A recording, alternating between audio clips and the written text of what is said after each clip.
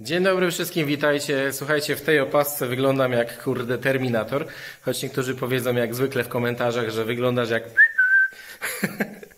Ale słuchajcie, wyglądam tam dlatego, bo jest sobota po południu, godzina już prawie 20, a ja wymieniam klocki hamulcowe osi przedniej w samochodzie Audi Q5 2020 rok, przedlift, wersja 35 TDI z napędem na 4 koła i wymieniłem w danej chwili lewy przód, a za chwilkę będę wymieniał prawy przód i właśnie chciałbym Wam pokazać, jak to się robi, że to wcale takie trudne nie jest i w dodatku rozwiać wątpliwości odnośnie wyboru klocków hamulcowych.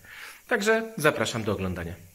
Klocki hamulcowe do tego samochodu kupiłem jakieś pół roku temu, czyli wtedy samochód miał przejechane w okolicach 48 000 kilometrów i nigdy wcześniej ani przednie, ani tylne klocki w tym samochodzie nie były wymieniane. W związku z tym te elementy, które właśnie tutaj leżą, to są jego fabryczne części. I wtedy też, gdy szukałem tych klocków, odwiedziłem kilka stron internetowych, mianowicie Brembo, TRW, ATE na przykład, w poszukiwaniu części. Po wklepaniu tego konkretnego modelu do konfiguratora okazuje się, że wyświetla Wam się taka oto właśnie konfiguracja klocków. I tych modeli klocków jest bodajże 3 różne warianty. Są 3 różne warianty. Oczywiście najlepiej byłoby zdjąć koło, wyjąć klocek, zobaczyć, porównać, pomierzyć i wtedy sobie zamówić. Ja oczywiście tak nie zrobiłem, w związku z czym no dość długo siedziałem, szukałem, kombinowałem, jakie te klocki tutaj mogą pasować. A kwestia polega na czym, jeśli macie taki oto zacisk, taki jak tutaj w tym momencie, włączę światełko, to jest zacisk produkowany w Meksyku, w ten sposób tutaj wyglądający, tak jak ten. I jeśli będziecie chcieli sobie kupić klocki Brembo, to w tym momencie pokażę Wam numer części tego klocka. To jest taki właśnie klocuszek. W środku wyglądają one następująco. Pudełko jest zachlapane, bo myłem zmywaczem do hamulców z tamtej strony i trochę mi się pudełko pochlapało. Klocuszek wygląda w ten sposób. Ma tutaj takie oto blaszki, które pozycjonują ten klocek w zacisku. Zacisk jest 4-tłokowy, czyli jeden tłoczek tu, drugi tu, trzeci tam, czwarty niżej i te blaszki muszą w te tłoczki wejść. Oczywiście nie zapominajcie o montażu tych blaszek, które macie tutaj w zestawie. No i też należy zwrócić uwagę na to, że te blaszki de facto są różne, czyli jeśli jedna blaszka jest tutaj, o tak, ona widzicie tutaj się zaczepia, to rzecz jasna nie założymy jej tutaj, tak, bo nie będzie pasować. Także to są takie drobne rzeczy. Natomiast jeśli chodzi o wymianę tych klocków, w gruncie rzeczy nie ma tutaj jakiejś większej filozofii.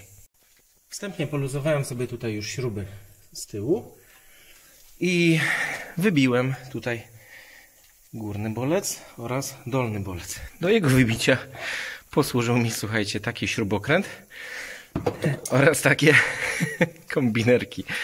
Nie mam w tym momencie tutaj młotka, robiłem remont u rodziców, wywiozłem narzędzia. W związku z tym ani punktaka nie mam, ani młotka nawet nie mam w danej chwili, ale trzeba sobie jakoś radzić. W każdym razie lepsze to, niż walenie po prostu czymś tutaj w to i uszkodzenie tej tutaj fabrycznej powłoki lakierniczej. Jeśli chodzi o te prowadnice, one wyglądają w ten sposób. Wyczyścimy je później przy montażu, oczywiście tak, żeby były czyściutkie. One wychodzą tutaj bardzo fajnie. Gdy mamy wyjęte prowadnice, tak jak mówiłem, teraz wciskamy sobie tłoczki tym śrubokrętem, jednym oraz drugim tutaj na dole. Zobaczcie, ja już sobie klocuszki rozepchałem i wygląda to w ten sposób. Tu macie śrubokręt z jednej strony i tutaj z drugiej strony. Cyk, cyk. Jeśli chodzi o stronę kierowcy, to stronę kierowcy wymienia się identycznie. Różnica jest tylko taka, że od strony kierowcy właśnie w tym miejscu, tutaj w tym wycięciu, tutaj przez to uszko oraz to uszko i tutaj w klocek wchodzi w ten konkretny klocek, ten górny, zewnętrzny, wchodzi czujnik zużycia klocka. Taka jest różnica, właśnie zobaczcie sobie na zdjęciu, jak wygląda lewa strona. Gdy mamy te śruby już wykręcone, ja tą dolną wyjąłem, górna jeszcze mi została, a koła mamy skręcone w lewo, żeby łatwiej nam się było tam do tych śrub dostać. Idziemy sobie do środka i skręcamy sobie kierownicę na wprost. Już Wam mówię dlaczego.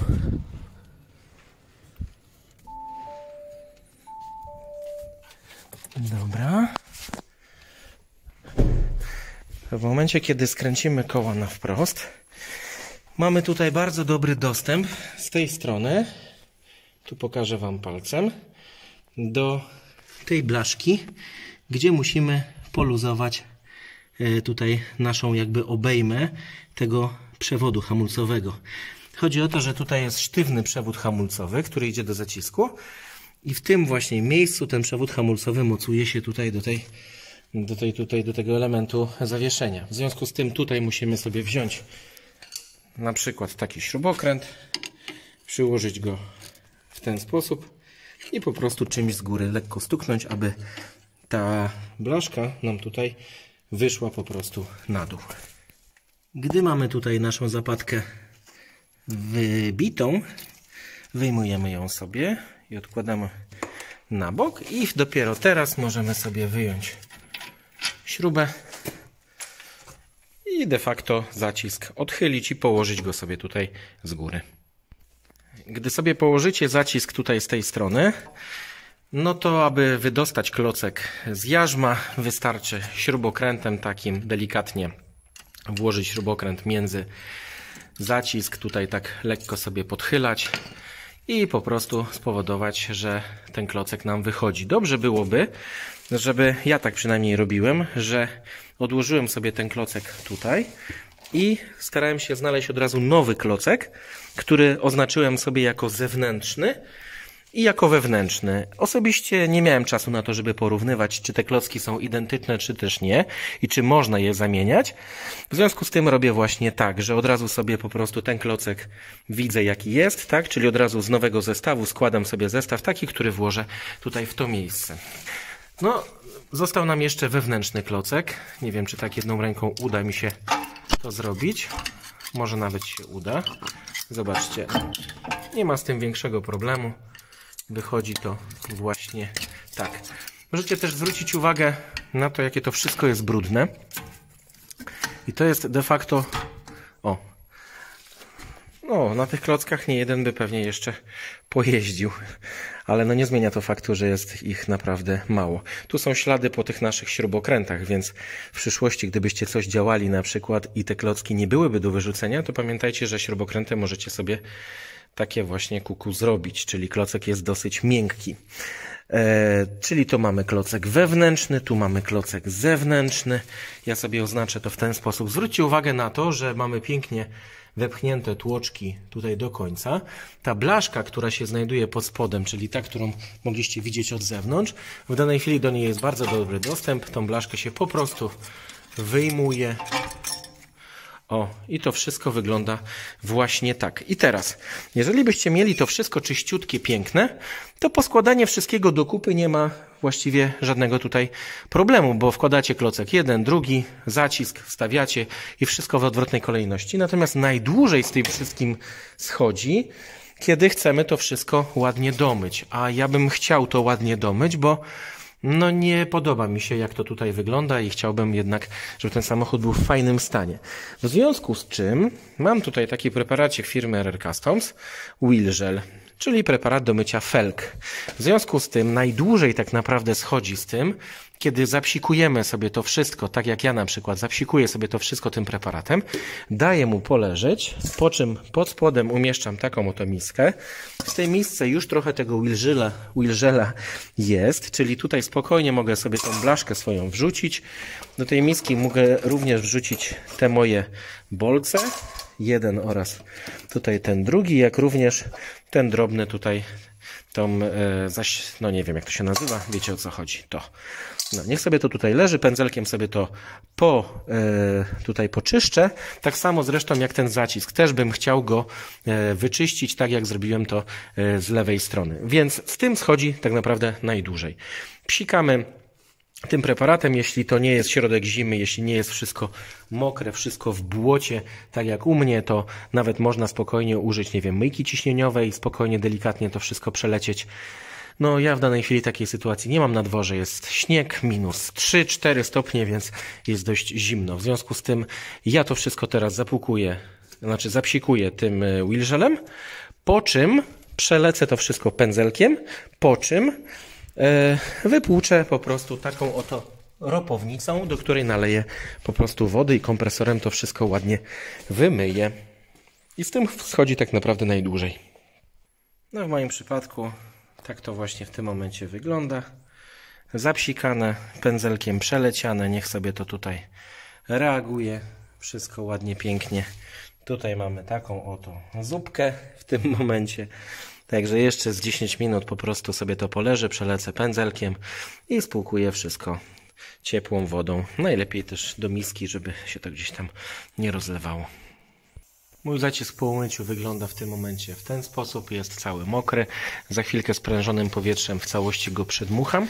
A taką szczotką na wiertarce będę musiał tutaj przeczyścić te powierzchnie przylegania tego zacisku tutaj do jarzma. Gdy powierzchnie tutaj mamy przylegania zabielone, a cały zacisk przedmuchany, przystępujemy do składania klocków w takiej samej kolejności, w jakiej były one złożone fabrycznie. Montaż klocków hamulcowych powinniśmy zacząć oczywiście od włożenia tutaj tej blaszki. Ona idzie nam w ten sposób, o tak, i powinna iść w dół. Oczywiście ja osobiście przy wszystkich wymianach klocków te oto blaszki zawsze zakładam nowe. Natomiast tutaj powiem Wam szczerze, dałem trochę ciała i nie zamówiłem nowych blaszek. Najprawdopodobniej ze względu na to, że nie byłem pewny, czy w ogóle klocki będą pasować, nie mówiąc już o blaszkach. Jeśli jest kilka wariantów klocków, to pewnie również jest kilka wariantów blaszek. Natomiast jeśli chodzi o te konkretne klocki, te konkretne hamulce, które wyglądają w ten sposób i są tutaj produkcji Brembo i wykonane są w Meksyku, to do nich idą takie właśnie blaszki. Więc jeżeli będziecie sobie zamawiać komplet klocków, to kupcie sobie również takie nowe blaszki. W tym przypadku jakby nie ma większego problemu, ponieważ tą blaszkę potraktowałem taką właśnie szczotką drucianą, w wyniku czego wygląda całkiem nieźle. Poza tym samochód ma przebieg właściwie symboliczny, bo 56 000 kilometrów. W związku z tym myślę, że do następnej wymiany klocków te blaszki spokojnie nam wystarczą. Gdy blaszki mamy włożone i klocki są włożone, ma to wyglądać wszystko mniej więcej w ten sposób. Tutaj zwróćcie uwagę na to, by te blaszki do klocków dobrze dolegały. Tutaj w tym miejscu, jak również tutaj. Całość jeszcze przeleciałem zmywaczem do hamulców. W tym momencie przykręcam momentem 154 Nm kluczem dynamometrycznym zacisk z powrotem tutaj do jarzma. Zanim przykręcicie zacisk, to przelećcie zmywaczem do hamulców powierzchnię tarczy z jednej, jak również z drugiej strony, ponieważ po obu stronach tej tarczy po takim myciu oczywiście dość sporo było piachu. Przystępujemy do montażu naszych bolców, czyli gdy zacisk mamy tutaj już przykręcony, od tyłu, tutaj w to miejsce, wsuwamy jeden bolec, jak również drugi. Z tym, że no te bolce w danej chwili wyglądają właśnie tak. W związku z czym ja je przelecę szczotką drucianą na wiertarce, żeby były czyściutkie. No i słuchajcie, tak wygląda bolec przed czyszczeniem oraz po. Jak mogliście zauważyć, cały zestaw składamy na sucho. Nie ma tutaj w żadnym miejscu żadnej pasty, żadnego smaru, nic. Wszystko składamy na sucho. No i cóż, słuchajcie, bolce mamy wbite. Prawidłowo wbite bolce wyglądają w ten sposób. Wychodzą tyle. Drugi tutaj bolec wychodzi w ten sposób. Sprawdzamy wszystko dokładnie. Dokręcamy te śruby tutaj z tyłu, które trzymają zacisk do jarzma. Ja powiedziałem, że 154 N, dlatego że zawsze zacisk dokręcam w taką samą siłą, jak przykręcam koła do samochodu, no czasem ciut mocniej. Ale chodzi też o to, żeby potem w przyszłości nie było problemu z wykręceniem tych śrub. Więc teraz tak, po drugiej stronie pamiętamy o tym, że mamy tutaj naszą zapadkę, musimy ją tutaj włożyć, czyli ten przewód hamulcowy trzeba poprowadzić w taki sposób, żeby on tutaj wszedł i tą zapadkę sobie zamykamy.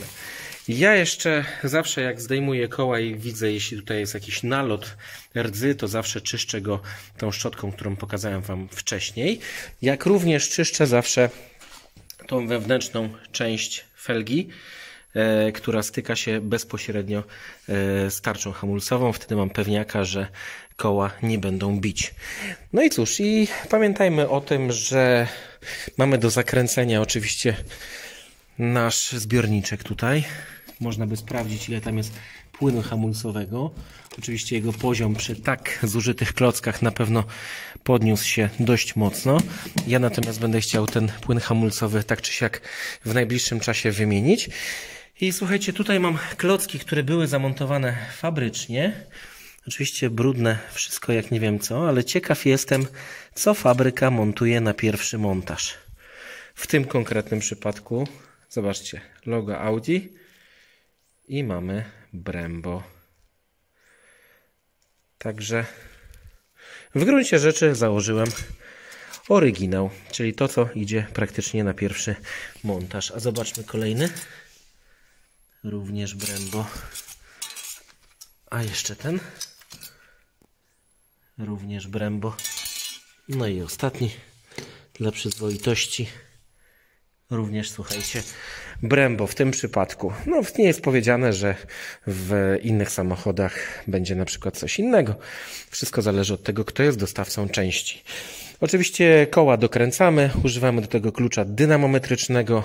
Wszystko raz jeszcze sprawdzamy. No i już rzecz jasna pamiętamy o tym, że hamujemy pierwsze 1000 km delikatnie, spokojnie. Tarcze mamy używane, one mają bardzo, bardzo mało wyczuwalny rancik. Zastanawiałem się nad tym, żeby te tarcze wymienić, ale uznałem, że jeszcze nie teraz. Spokojnie te tarcze przy mojej jeździe i mojej żony spokojnie przetrwają te klocki i następnym razem, gdy padną te klocki, czyli realnie w moim przypadku, no myślę, że w okolicach 100 000 kilometrów powinienem tym samochodem przejechać do momentu, w którym wymienię wtedy tarcze oraz klocki hamulcowe, a może zdarzyć się tak, że do tego przebiegu i nie dojadę, bo wymienimy wcześniej samochód. Także wszystko oczywiście się okaże. No i cóż, i właściwie to wszystko.